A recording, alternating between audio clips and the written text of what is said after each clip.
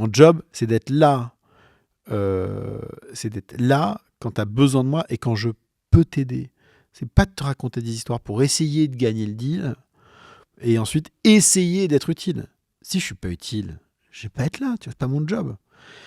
Et le piège qu'on a, putain, des entrepreneurs qui lèvent de l'argent actuellement, c'est de faire rentrer plein de business angels qui ont fait telle boîte, telle boîte, telle boîte, et ils se disent, bah, du coup, ils savent, ils vont pouvoir m'aider, ils sont instrumentaux.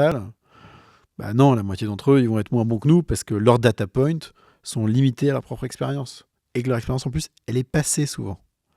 Donc, elle est outdated. Elle n'est pas à jour. Et que peut-être que la bonne personne, bah, c'est pas ce business angel. Peut-être que c'est quelqu'un dans un réseau ailleurs à qui il faut se connecter. Euh, ou alors l'investisseur qui dit ah moi il me faut absolument 15% de ta boîte, du coup on va pas laisser beaucoup de place pour les business angels, et donc du coup l'entrepreneur il se trouve baisé avec un mec qui lui met je sais pas combien de 1000 watts, millions, pour 15% de sa boîte, il lui reste 200, 300 pauvres 1000 euros qui va donner des pouillèmes à un tel et un tel et qui sont pas incentivés à l'aider. Et l'entrepreneur il sait pas, c'est la première fois, il a peur de perdre le deal, alors il dit au VC oui ok d'accord, et il t'a pas été dit ah je suis désolé pour Kima, j'ai que 50 000 euros à te filer au lieu des 150 de base, quoi. Mais en fait, l'entrepreneur, il sait pas qu'il est en train de faire une connerie. Et tu peux pas lui en vouloir, c'est la première fois. Et c'est la première fois pour beaucoup d'entre eux, surtout en seed et en pré-seed, quoi. Qu'est-ce que tu conseilles aux entrepreneurs qui lèvent pour la première fois? Les best practices qu'il faut faire, pas faire. Quand Là, tu là, lèves, tu sais ce que tu vas dire, ça va être une masterclass qu'on va prendre, qu'on va utiliser, qu'on va vendre à 999 euros. quand tu lèves pour la première fois, c'est d'abord questionne tout ce qu'on te dit. Il n'y a pas d'idée reçue. Il n'y a pas de market practice. Le mec qui dit ouais, je te mets X millions, c'est 15%, c'est market practice. Pas market practice. Market practice, ça veut dire quoi? Ça veut rien dire.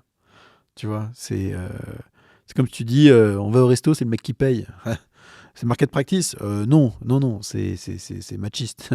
C'est pas market practice, tu vois. Donc, il n'y a rien de market practice. Tu te renseignes. Et tu te renseignes vraiment, tu vois. Il faut aller chercher l'information. Première chose.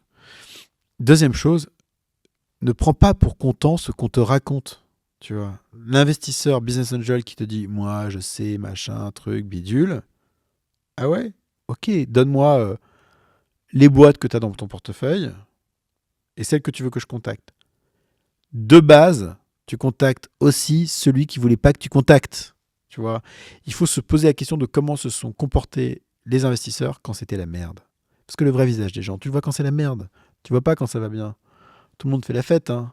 Et quand le mec, tu vois, il fait une chute et il se fait mal, tu vois ceux qui accourent pour l'aider, quoi.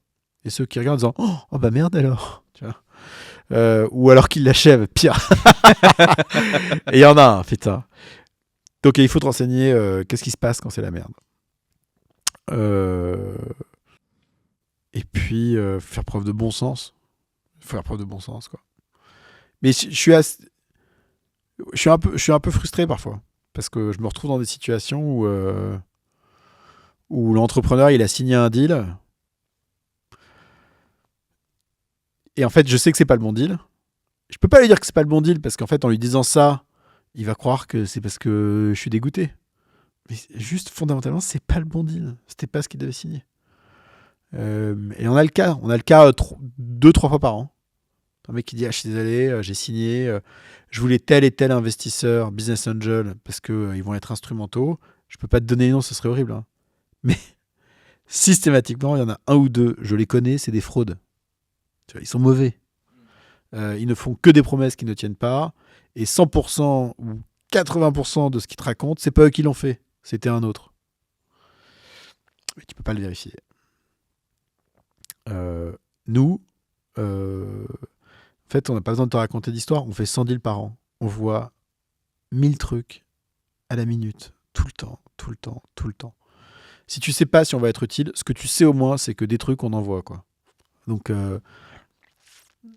donc normalement, tu seras, enfin, si tu nous poses les bonnes questions au bon moment, tu ne seras pas déçu.